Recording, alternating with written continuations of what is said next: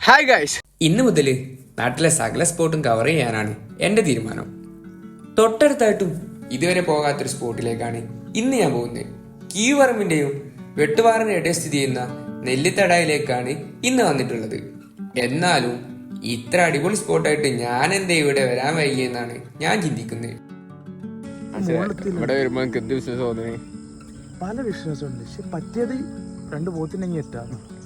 ഞങ്ങള് business plan പറഞ്ഞപ്പോ തന്നെ ഏതൊരു കാക്ക 2 പോത്തിനെയും കൊണ്ടുവരുന്നുണ്ട്. അത് കഴിഞ്ഞപ്പോ തന്നെ അടുത്ത ഒരാളും വരുന്നുണ്ട്. അങ്ങനെ കൂടുള്ളൊരു മോട്ടർ ആക്കിയപ്പോ ഞാൻ അവിടെയുള്ള ഒരു മരത്തുമ്മ കയറി.